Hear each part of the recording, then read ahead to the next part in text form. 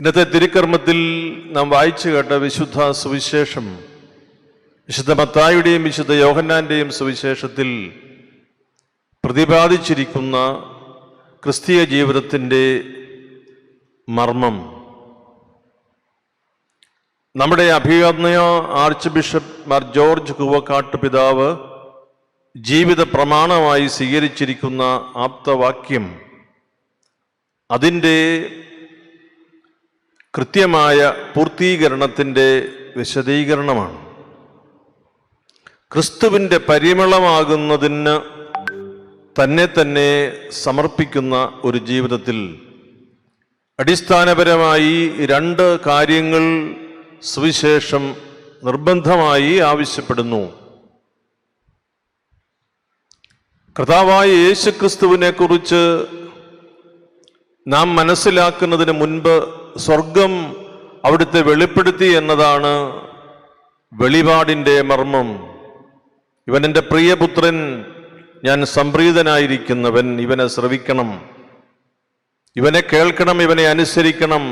അമ്മ ചേർത്തു പറഞ്ഞു, അവൻ പറയുന്നത് പോലെ ചെയ്യണം. ജനങ്ങൾ എന്തു പറയുന്നു എന്നത് കർത്താവ് തിരക്കി. കേസറിയ ഫിലിപ്പിയിലെ രംഗം. അവർ പല കാര്യങ്ങൾ പറഞ്ഞു, പ്രവാചകന്മാരെ ഉദ്ധരിച്ചു, അവരെ പോലെ ഇരിക്കുന്നു എന്ന് പറഞ്ഞു. കർത്താവ് ചോദിച്ചു, who do you say that I am? ഞാൻ ആരെന്നാണ് നിങ്ങൾ പറയുക? കൂടെ നടക്കുന്ന, ശരീരവും രക്തവും പങ്കിടുന്ന, അനുഭവിക്കുന്ന സഭാമക്കളോട് ചോദിക്കുന്നു, ഞാൻ ആരെന്നാണ് നിങ്ങൾ പറയുക? പത്രോസ്ലീഹ പറഞ്ഞു, നീ ജീവിക്കുന്ന ദൈവത്തിന്റെ പുത്രനായ ക്രിസ്തുവാണ്. You are the Christ, son of the living God. നീ ജീവിക്കുന്ന ദൈവത്തിന്റെ പുത്രനായ ക്രിസ്തു. അഭിനന്ദനായ കൂവക്കാട്ട് പിതാവ് ക്രിസ്തുവിന്റെ പരിമളം എല്ലായിടത്തും പ്രസരിപ്പിക്കുന്നതിന് ആഗ്രഹിക്കുമ്പോൾ അദ്ദേഹം നമ്മോടും ആവശ്യപ്പെടുന്നത് അടിസ്ഥാനപരമായി ഈ ധർമ്മം നിർവഹിക്കണമെങ്കിൽ യേശു ക്രിസ്തു ജീവിക്കുന്ന ദൈവത്തിൻ്റെ പുത്രനെന്ന് നാം സത്യമായും പ്രഘോഷിക്കണം. നീ ഹൃദയം കൊണ്ടത് വിശ്വസിക്കണം, അധരം കൊണ്ടത് ഏറ്റുപറയണം എന്ന് പൗലോസ്ലീഹ നമ്മെ ഓർമ്മപ്പെടുത്തുന്നു. നാം ജീവിക്കുന്ന കാലഘട്ടത്തിൽ സമ്മർദ്ദങ്ങളേറി വരുന്ന സാഹചര്യത്തിൽ ധാരാളം മേഖലകളിൽ നാം ക്രിസ്തീയ ജീവിതത്തിൽ പിന്നോക്കം പോകുമ്പോൾ അതിൻ്റെ അടിസ്ഥാന കാരണം പരിശുദ്ധാത്മാവ് ചൂണ്ടിക്കാണിച്ചു തരുന്നത് നമുക്ക് ഹൃദയപൂർവ്വം സ്വീകരിക്കാം. നീ എന്താണ് എന്നെക്കുറിച്ച് വിശ്വസിക്കുക? നാം വിശ്വാസ പ്രമാണം എപ്പോഴും ആവർത്തിക്കുന്നവരാണ്.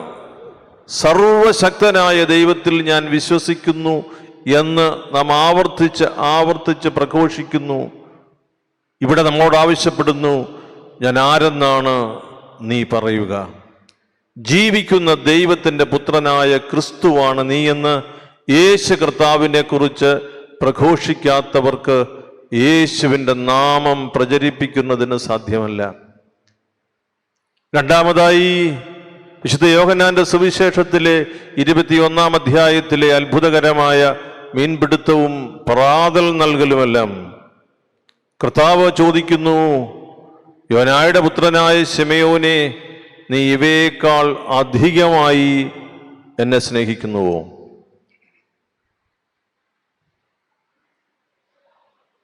ഉവ്വ് കർത്താവേ, ഞാൻ നിന്നെ സ്നേഹിക്കുന്നു.